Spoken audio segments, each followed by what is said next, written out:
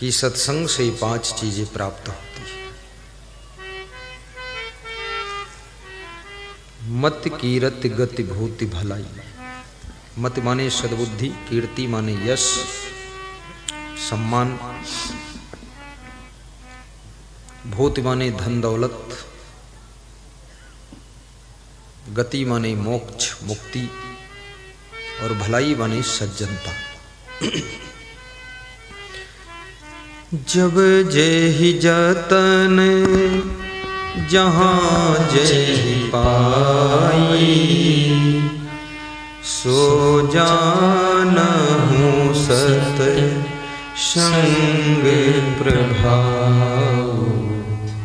लोकहु वेद न आने पाओ, आने पाओ। आहा, सो जानो सत्संग प्रभाव। तुलसीदास कहते हैं ये 5 चीजें सज्जनता, मुक्ति, कीर्ति और मति यानी बुद्धि विवेक, और भूति यानी धन दौलत, ये जब जिसको जहां मिलती है वो सत्संग के प्रभाव से ही मिलती है। सत्संग का प्रभाव समाप्त होते ही ये चीजें सब हमारे से दूर होने लग जाती है। आप देखिए, रावण जब शंकर भगवान की बहुत भक्ति किया था, और शंकर भगवान की शिव पुराण में भी उसको बहुत विश्वास था, शंकर भगवान खुश होकर के रावण को सोने का भवन दिया था। वो रावण को सोने की लंका वही मिली थी। लेकिन जब रावण शिव जी के ज्ञान के विपरीत चलने लगा, कुसंगत में फंस गया, बुद्धि बिगड़ गई, तो वही रावण धन दौलत लक्ष्मी सब उससे दूर होने लग गई। लंका दहन हो गया। 1 लख पूत 1.25 लख नाती, ता रावण घर दिया न बाती।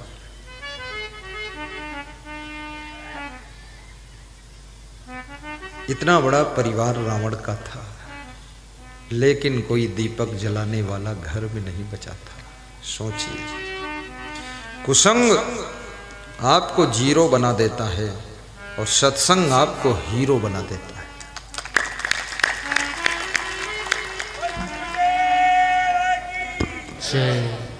इसलिए सत्संग की शरण में जाइए। और सत्संग कभी कभी मिलता है, तो हमेशा मिलता भी नहीं।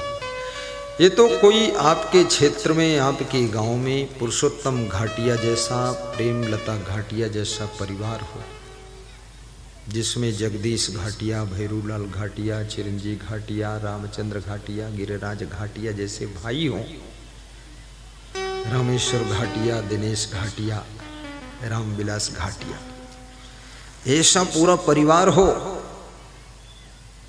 तब ये सत्संग कहीं कहीं प्रारंभ होता है। क्योंकि इसमें परिवार का भी मैच होना चाहिए। परिवार में अगर तुम्हारी पत्नी भी कहती है अरे रहने दो सत्संग कराने को, बस गड़बड़ हो गया। तुम्हारा मन हो, साथ में तुम्हारी वाइफ का भी मन हो, भाइयों का भी मन हो, भाइयों की पत्नियों का मन हो, बेटे बेटियों का मन हो, जितेंद्र वीरेंद्र रानू का भी मन हो, देवेंद्र का भी मन हो, हेमंत का भी मन हो, तब सत्संग कराने का आनंद आता है। बहुत बड़ी बात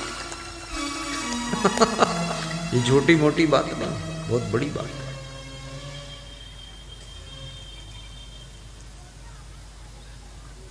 तो ऐसे लोग, ऐसा योग बहुत कम मिलता है।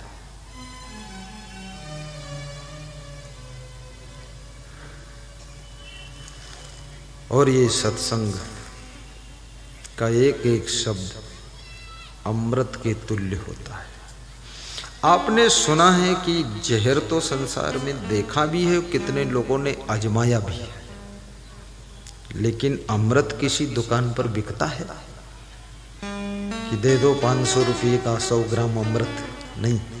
जहर तो मिल जाएगा 500 रुपये का 50 ग्राम, लेकिन अमृत नहीं मिलता है। अमृत तो अमोल है, वो मूल्य से थोड़े मिलेगा। तो अमृत है क्या?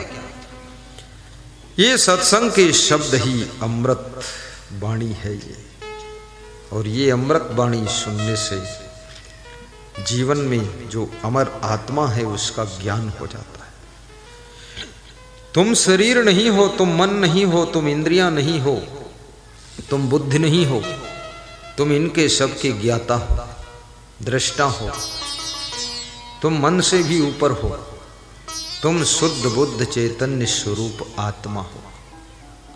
तुम शुद्ध बुद्ध जीव हो, चेतन हो, दृष्टा हो, साक्षी हो, अजर हो, अमर हो, अविनाशी हो। तुम्हारी मृत्यु कभी नहीं होती है, केवल शरीर का चोला बदलता है बस। तुम कभी मरते नहीं हो, तुम कभी जन्मते नहीं हो, तुम कभी बूढ़े नहीं होते हो, न तुम जवान होते हो, न बालक बनते हो। एक रस ज्यों का त्यों ये सदैव आत्मा एक जैसा ही रहता है और इसका स्वरूप ज्ञान स्वरूप है। जब तक ये शरीर में आत्मा का निवास रहता है तब तक शरीर की इंद्रियां और आपकी बुद्धि सब ज्ञान करती है। और जिस समय ये आत्मा शरीर रूपी पिंजड़े को छोड़कर चल देता है, इंद्रियां तो रहती है, बुद्धि है, खोपड़ी है, लेकिन ज्ञान करना सब बंद हो जाता है। इसलिए आत्मा का स्वरूप ज्ञान स्वरूप। बोलिए सद्गुरुदेव की जय। आत्मज्ञान भी प्राप्त करिए, अन्यथा बहुत हाय हाय में जिंदगी बीतेगी। बहुत रोगे, धोगे, चिल्लाओगे, तड़पोगे, हैया दैया भैया मैया, ये सब होगा। आत्मज्ञान भी प्राप्त करो। आत्मज्ञान क्या है? मैं अविनाशी नासी सब क्षण क्षण उत्पत्ति दृश्य।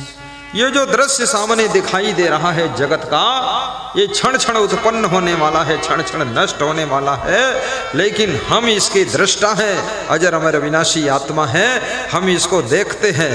हम न कभी नष्ट होते हैं, न कभी हमारा जन्म होता है। हम ज्यों के त्यों सदैव रहते हैं। ऐसे शुद्ध बुद्ध चैतन्य स्वरूप हम आत्मा हैं, ये समझना है आपको। कितनी स्त्रियां समझ जाती हैं कि मैं तो बस केवल पत्नी हूं, केवल मां हूं। नहीं, नारी का शरीर है, नर का शरीर है। ये आत्म तत्व न नर है न नारी है, ये नर नारी से भी परे है, इस शरीर से भी परे है, मन से भी परे है, बुद्धि से भी परे है। ये उससे ऊपर का स्थान है और सबके भीतर ये परम तत्व बैठा हुआ है। उपदृष्टानुमंता च भर्ता भोक्ता महेश्वरः परमात्मेति चाप्युक्तो देहे अस्मिन् पुरुषा परः। श्री कृष्ण कहते अर्जुन से, सबके शरीरों में आत्मा विराजमान है। ईश्वरा सर्वभूतानां हृदय से अर्जुन तिष्ठति। ईश्वर समस्त शरीर, भूत माने होता शरीर, भूत माने भूत प्रेत नहीं है। भूतानाम यानी शरीरधारियों के अंदर ईश्वर आत्मा के रूप में विराजमान है, हृदय में बैठा हुआ है। इसलिए आप एक बात सोचिए, आपके अंदर दो प्रकार की विचारधारा हमेशा चलती है। जब आप कुछ भी डिसीजन लेने लगते हो, जब गलत डिसीजन होता है तो अंदर से ब्रेक लगता है कि ये गलत है, तो तुम्हारा मन कहता है अरे ऐसे थोड़ा बहुत तो गलत चलता है। तो फिर आत्मा रोकती है तो गलत, तो फिर मन समझाता है अरे ठीक है चलो करते हैं। ये जो सही आवाज अंदर से आ रही है वो तुम्हारी आत्मा की आवाज है, और आत्मा की आवाज से जो चलता है तो कहते हैं वो आत्मा फिर परमात्मा का रूप लेता है। परमात्मा का रूप लेता है। क्या ढूंढ रहे बन बन, घट घट में समाया है। क्या ढूंढ रहे, ताली बजा के गाइए थोड़ा सा, तो नींद आ जाएगी। कौन जिम्मेदार होगा? सो जाओगे तुम, क्या सोने के लिए नहीं आए हो। न सोना है न रोना है, सुनना है और हंसना है, गुरु के ज्ञान में डूबना है। भीतर उसकी ही तो छाया है, क्या ढूंढ रहे बने बने, क्या ढूंढ रहे बने बन। घट घट में समाया है, क्या ढूंढ रहे बने बन, क्या ढूंढ रहे बने। बड़ी महत्वपूर्ण बात है। एक बार महाराष्ट्र के संत एकनाथ रामेश्वरम नाथ की यात्रा पर जा रहे थे। संत महात्मा और महान भक्त तीर्थ यात्रा प्राचीन समय में पैदल करते थे। अब तो बड़ी सुविधा है गाड़ी से तीर्थ यात्रा करने में। सुबह लोग जाते हैं और शाम को घर आ जाते हैं, तीर्थ यात्रा हो जाती है। इतनी अच्छी गाड़ियां हैं, इतनी अच्छी रोडें हैं, और भारत देश का भी विकास बहुत तेज हो रहा है। 4 लेन, 6 लेन, 8 लेन, 10 लेन रोडें बन रही हैं। और जैसे बिजली से ट्रेन चलती है, ऐसे बिजली से बस और ट्रक भी चलेंगे, वो व्यवस्था बन रही है। हमारे नितिन गडकरी साहब व्यवस्था करने जा रहे हैं। बहुत बुद्धिमान आदमी, कुछ न कुछ खोज करते रहते हैं। और मैं तो सोचता हूँ कि भारत देश में 8 लेन भी हो, 10 लेन भी हो, 3 मंजिल की रोड हो, बस नीचे भी, बीच में, फिर ऊपर। सबसे ऊपर जो लास्ट में उतरना है 500 किलोमीटर बाद, वो कार सबसे ऊपर चले, और जो बड़े बड़े ट्रक हैं वो नीचे चले, और बीच में जो है मीडियम गाड़ियाँ चले, खुड़भोड़ खुड़भोड़ खुड़भोड़। हम लोगों की गाड़ी सबसे ऊपर, क्योंकि आखिरी में ऊपर ही जाना है। हाँ, ऐसा है। बहुत तेज विकास हो रहा है। बिल्कुल दुबई जैसा, हांगकांग जैसा हमारा देश एक दिन हो जाएगा। मैं हांगकांग में गया तो वहाँ की जो रोडें देखा मैंने, और दुबई की रोडें, क्या बात है। ऐसा हमारे देश के अंदर, हमारे देश के अंदर एक प्रॉब्लम है। वो क्या है? हमारे देशवासी गंदगी खूब फैलाते हैं। कहीं भी कागज़ फाड़ कर फेंक देंगे, कहीं लिफाफा डाल देंगे, कहीं बोतल फेंक देंगे, और कहीं गिलास फेंक देंगे, कहीं भी थूक देंगे, और कहीं भी बाथरूम चले जाएंगे। मैंने तो देखा वो जो सरकार ने शौचालय बनाए हैं ना, एक गांव में शौचालय में किराना की दुकान खोलकर बैठा था आदमी। तो मैंने कहा कमाल है, ये क्या कर रहे हो तुम? बोले जरूरत ज्यादा थी किराना की, शौचालय तो कहीं भी खोलेंगे। ऐसे लोग, इनको कौन समझाएगा? शौच कभी बाहर नहीं जाना चाहिए, क्योंकि शौच से बहुत प्रदूषण फैलता है, बहुत वायरस फैलता है, बहुत बैक्टीरिया, बीमार करने वाले बैक्टीरिया फैलते हैं, कीटाणु फैलते हैं। इसलिए शौच हमेशा फ्लश लैट्रिन में जाना चाहिए, और शौच जाने के बाद पानी डालना चाहिए 1 बाल्टी भर के, ताकि सफाई हो जाए। और वहाँ की अंदर की फर्श को धो देना चाहिए, और फिर दरवाज़ा बंद कर देना चाहिए। कितने लोग शौच का दरवाज़ा खोल के रखते हैं, रात भर उसी कमरे में सोते हैं, और शौचालय का दरवाज़ा खुला रखते हैं, और खुशबू लेते रहते हैं। तो मैंने कहा बहुत कम समझ का आदमी है, ये दरवाज़ा मैं बंद करूँगा? अपना दरवाज़ा खुद बंद करूँ। हाँ, ज़्यादा से ज़्यादा जरूरत है तो डोर क्लोजर लगा दीजिए। आपको यदि स्मरण नहीं रहता है, डोर क्लोजर खोल दीजिए, अपने आप बंद हो जाएगा। फिर सफाई शुद्धता रखिए, अपने घरों को भी ठीक से साफ कीजिए। घर आपका कच्चा हो, पक्का हो, बड़ा हो, छोटा हो, जैसा हो, लेकिन साफ सुथरा रखो, ठीक ठाक रखो। कल मैं बकानी गांव में कई घरों में पधरौनी गया था, जगदीश भाई के यहाँ गया। जगदीश भाई बोलता हूँ मैं, नाम तो है श्री जगदीश घाटिया साहब, श्रीमती कृष्णा जी। बड़ा अच्छा घर, साफ सुथरा, आनंद आया। उसके बाद फिर रामचंद्र जी के यहाँ गया। रामचंद्र जी याद है ना, उनका भी ठीक लगा, सेटिंग सही। फिर उसके बाद माइंड काम कर जाए, सबको याद रखना है।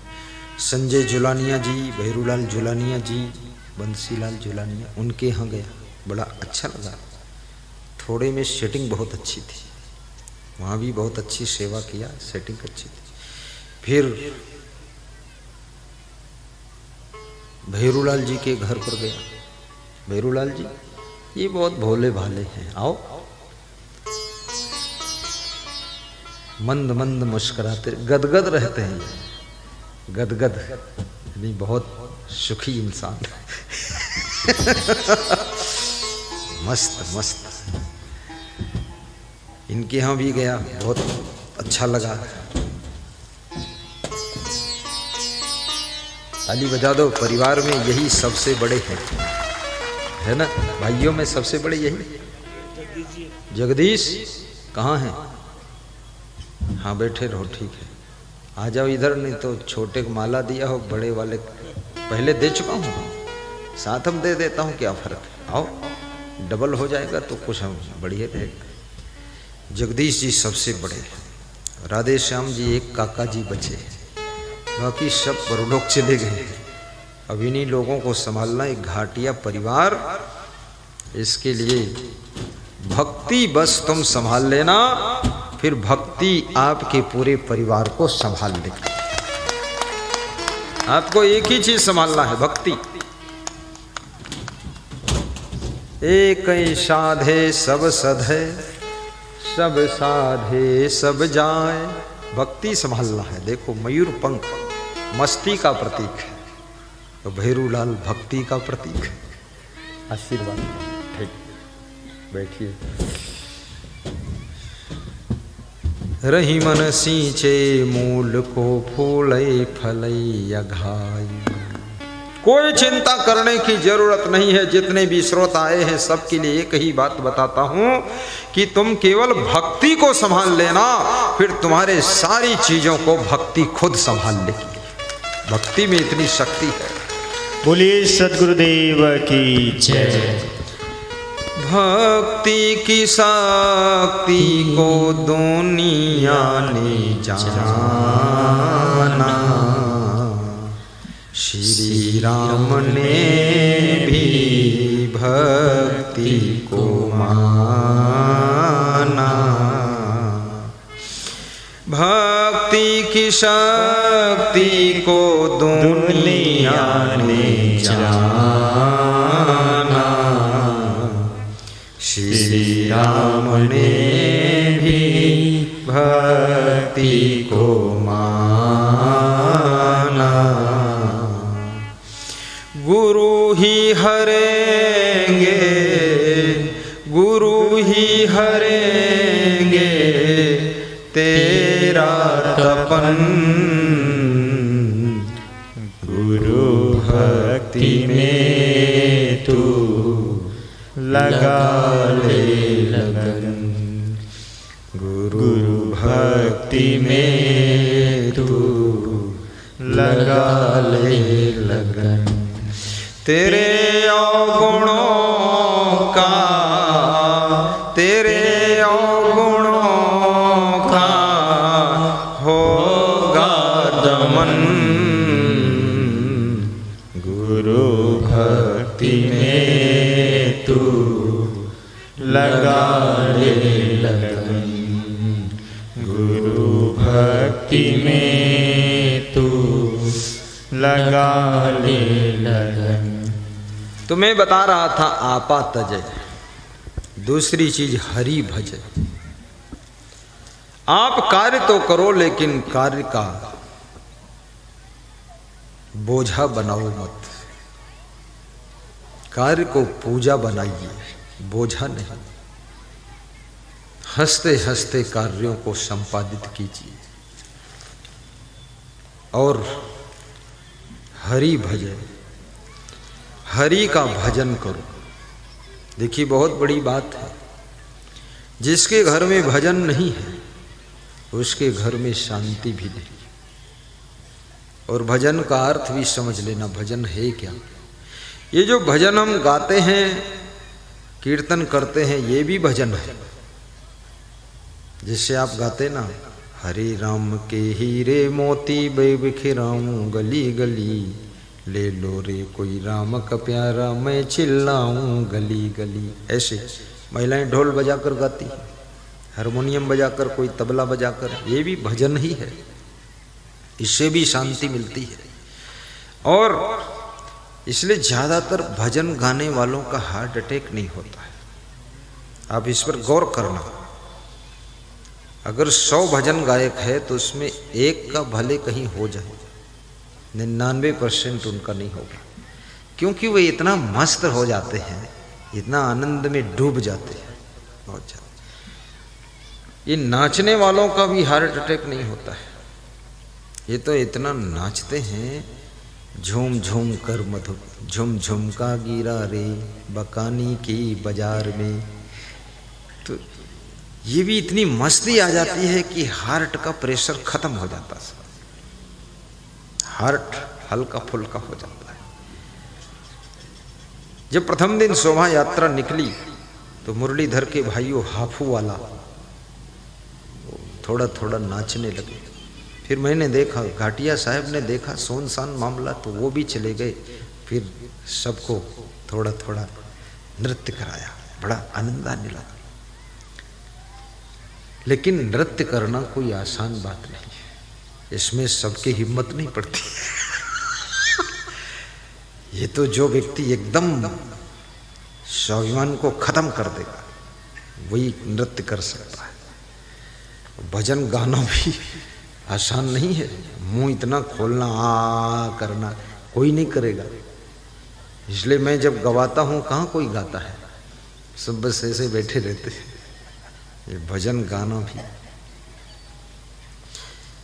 तो जो गायक होते हैं ना, वो ये नहीं देखते हैं कि हमारे बारे में कोई क्या सोच रहा है, वो अपनी मस्ती में गाते हैं। एक बाबा महात्मा सड़क पर गाता हुआ जा रहा था। संत था, सिर में जटा थी, हाथ में कमंडल था, भजन गा रहा था। सेठ रामलाल का लड़का श्यामलाल दुकान पर बैठा हुआ था, कपड़े की दुकान थी। श्यामलाल ने अपने मुनीम से कहा, इस महात्मा को बुलाओ, बाबा को बुलाओ, ये जो भजन गा रहा बहुत अच्छा लग रहा है। बुलाया तो मुनीम ने कहा, अरे महात्मा को जाने दो, वो गा रहा है, उससे क्या मतलब है। अरे नहीं, मुझे को सुनना है, अच्छा लगा मुझे। तो महात्मा आया, महात्मा को बिठाया दुकान में और बोले, भजन सुनाओ। बोले, भजन तुम्हें अच्छा लगा है जो सुनाऊं? बोले, हाँ अच्छा लगा। कैसा लगा? अरे ये क्या गा रहे थे तराना। ये बाबा, ये कौन सा तराना गा रहे थे तुम, सुना दो। अरे ये क्या गा रहे थे तराना, बराए करम वो सुना दीजिए गाना। तो उस महात्मा ने पूछा, ये तुमको अच्छा लगा है क्या? बोले, बहुत अच्छा लगा। जिसका हर एक लफ्ज भाया है मन को, अरे गुरु जीओ मुझको सुना दीजिए गाना। जिसका एक एक शब्द मेरे मन को भा गया है, सुना दो मेरे गुरु जी। तो महात्मा क्या कहता है, अरे ये बच्चा क्या सुनेगा तू तराना, हजारों की कीमत का है ये फसाना। ए बच्चा तू मेरा तराना क्या सुनेगा, इसमें हजारों का खर्चा है, ये महंगा है मामला। बोले क्या महंगा है, बताओ बाबा क्या खर्च करना पड़ेगा। तो बाबा बोला अगर 10,000 आप देवेंगे पहले, तो बाद उसके तुमको सुना दूंगा गाना। 10,000 पहले जमा करो तब तुम्हें गाना सुनाऊंगा। बोले 10,000 इतना महंगा क्यों है, अभी सड़क पर गा रहे थे तो कितने हजार मिले थे तुमको। बोले कुछ नहीं मिला था, फ्री गा रहा था। बोले फ्री गा रहे थे तो फिर फ्री गा दो। अरे बोले वो मैं फ्री गा रहा था, मैं मेरी मस्ती के लिए गा रहा था। बोले अब तेरी मस्ती में गाना है इसलिए पैसा लूंगा। ये मस्ती का भजन है। अगर 10,000 आप देवेंगे पहले, तो बाद उसके तुमको सुना दूंगा गाना। सेठ रामलाल का लड़का श्यामलाल कहता ये मुनीम 10,000 की गड्डी दीजिए, सुनूंगा जरूर भजन में। मुनीम ने कहा फालतू काम मत करो, पहली बार दुकान पर बैठे हो, 10,000 बांटोगे, प्रॉफिट अभी तक हुआ नहीं 1,000 रुपये का, 10,000 गड्डी दे दो बता रहे हो। बोले अरे तू नौकर है, मैं मालिक हूं, जो कहता हूं वो कर। मुनीम डर गया, उसने 10,000 दे दिया और गाना सुना, उसने भजन सुना और मस्त हो गया सुन करके। बाबा सुनाकर 10,000 लेकर चला गया। 1 घंटे के बाद उस लड़के का बाप आया, देखा मुनीम बहुत सुस्त बैठा हुआ है। बाप ने पूछा मुनीम क्या हुआ। अरे बोले आपका जो लड़का है, एक महात्मा न जाने कहां से अनजान निकला, एक भजन गा रहा था, उसको बुलाकर 10,000 की गड्डी देकर भजन सुना। बोले अरे इस तरह से पैसा फेंकता है ये। तो बाप ने क्या कहा बेटे से, ऐसी आदत तेरी जो सदा ही रही, तो खाली कर देगा एक दिन खजाना मेरा। ये 50 साल से जोड़ जोड़ कर खजाना भरा हूं, 10,000 5-5 मिनट में लुटा रहा है। क्यों दिया तूने 10,000 रुपये भजन के लिए। बोले पिताजी भजन बहुत अच्छा था, मस्ती आ गई, आनंद आ। बोले अच्छा था, चलो निकल जाओ यहां से बाहर। निकाल दिया उसको। जब वहां से निकला तो घर गया, घर में माँ ने उसको 2 स्वर्ण सर्फी दिया कि जाओ बेटा तेरे पिता बहुत टाइट हैं, अब तो घर से निकाल दिए गए हो। बहन के यहाँ गया, बहन ने 2 दिन तो प्रेम किया।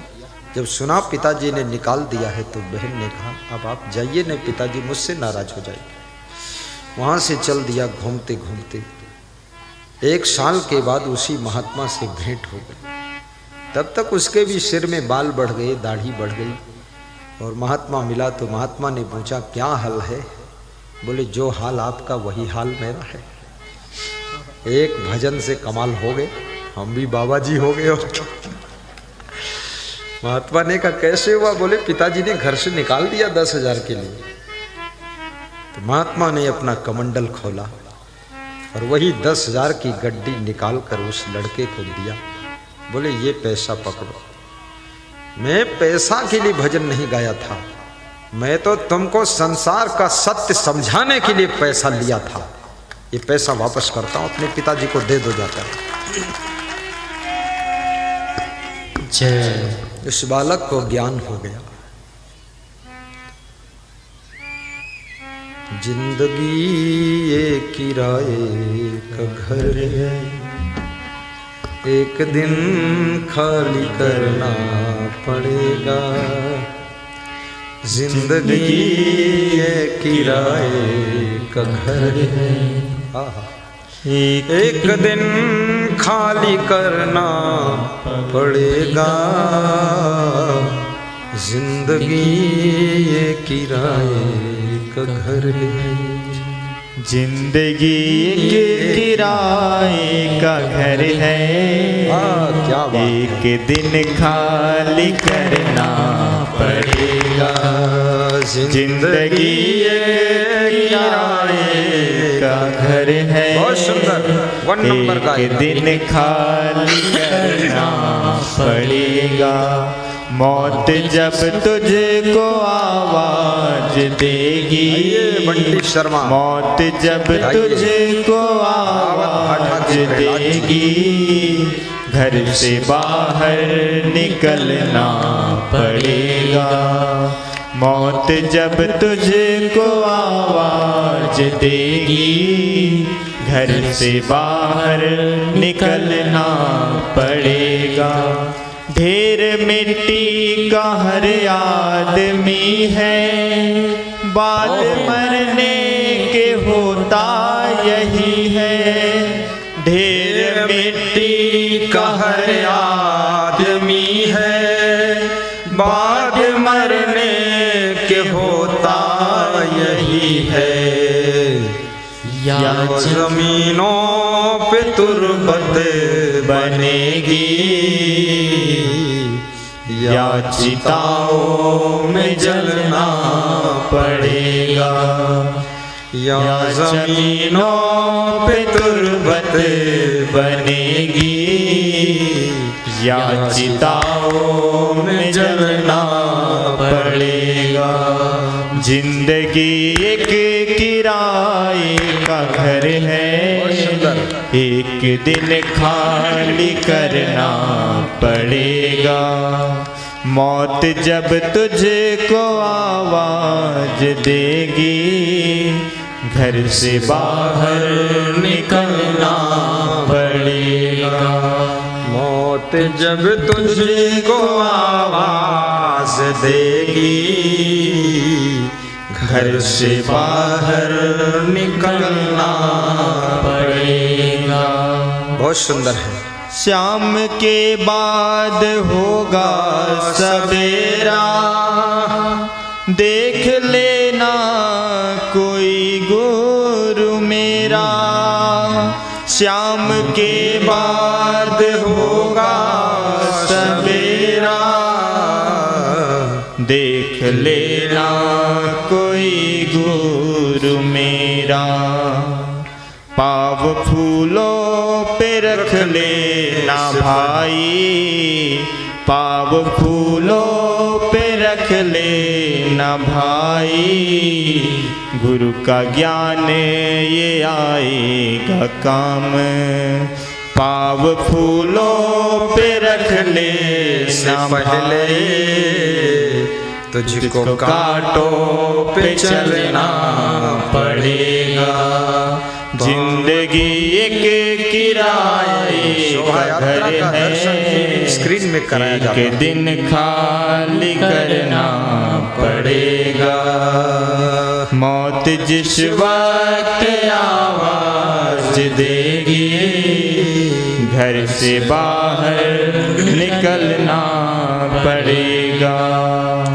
बोलिए सद्गुरुदेव की जय। व्यास गादी आज की मुख्य अतिथि श्री प्रमोद जी शर्मा जी को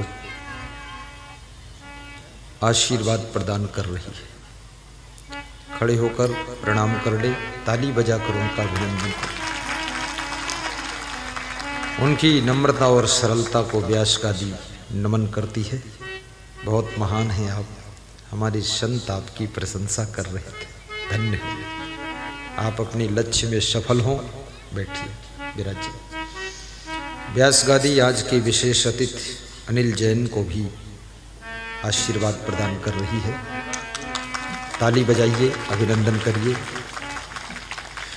धन्य हो, महान हो, बुद्धिमान हो। बैठिए। समस्त श्रोताओं को भी व्यास गादी आशीर्वाद देती है और धन्यवाद भी देती है।